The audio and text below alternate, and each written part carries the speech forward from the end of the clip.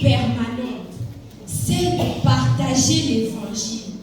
Faire que tous ceux qui n'ont jamais entendu parler de Jésus puissent le connaître, puissent avoir confiance en lui, puissent ressentir son amour. Mais il y a un problème. Au fur et à mesure, dans nos églises et même dans nos vies, nous constatons que cette responsabilité de partager la parole de Dieu a été reléguée aux pasteurs, aux anciens, aux missionnaires, aux évangélistes. Mais, peuple de Dieu, laissez-moi vous dire ce matin que la mission, c'est nous. La mission, c'est moi. La mission, c'est vous tous ici présents.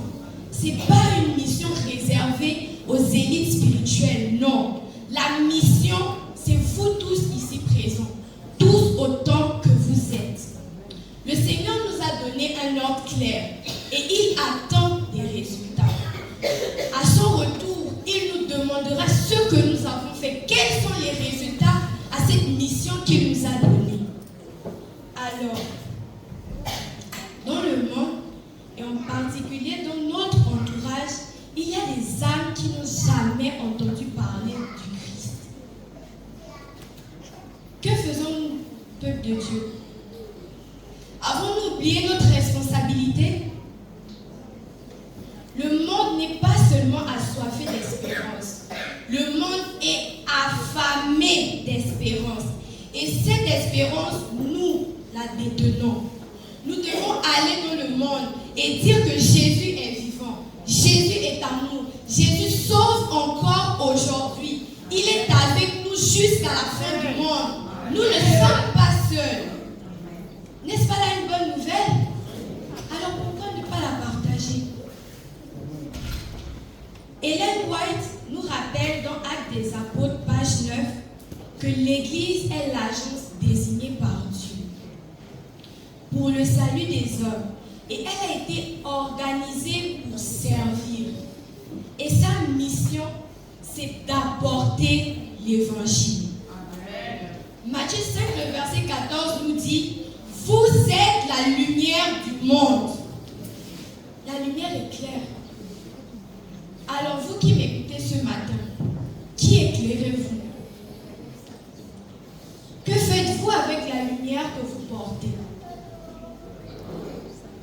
Chers frères et sœurs de la foi, la mission nous appartient à tous. Vous pensez peut-être, je n'ai pas les mots, je ne sais pas où aller, je ne sais pas quoi faire, je ne suis pas parfait. Mais c'est exactement ce que Dieu recherche. Il cherche des âmes volontaires, des personnes remplies de foi. Il ne cherche pas la perfection. Il vous rendra parfait parce que vous êtes guidés par la foi en lui. En ce moment, quelqu'un dans votre entourage a besoin d'entendre la bonne nouvelle. Que ce soit un camarade, un collègue, votre partenaire, un ami, un voisin ou un membre de votre famille. Sachez que la mission, c'est vous. Et vous êtes l'arme que Dieu veut utiliser pour lutter contre le désespoir. Alors la mission, ce n'est pas la semaine prochaine. La mission, ce n'est pas le soir quand vous allez rentrer à la maison. La mission, c'est maintenant. C'est aujourd'hui qu'il faut se lever et agir. Peu importe votre âge, votre ancienneté dans l'église, Dieu a besoin de vous parce que tout commence par des petits pas. Tout commence par un message sur WhatsApp, Facebook, Instagram, un challenge chrétien sur TikTok, un vêtement distribué, un taxi payé, une prière, une visite. Tous les moyens sont bons pour annoncer le Christ au monde.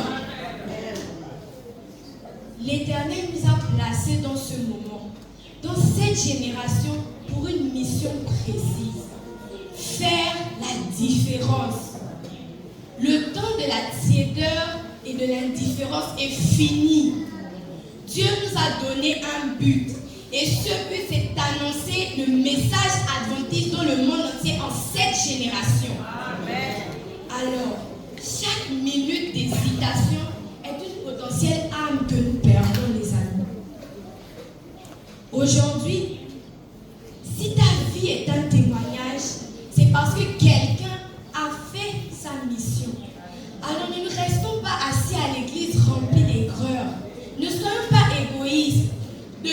des semeurs d'espoir. Levons-nous et faisons goûter aux autres l'amour de Dieu que nous avons reçu.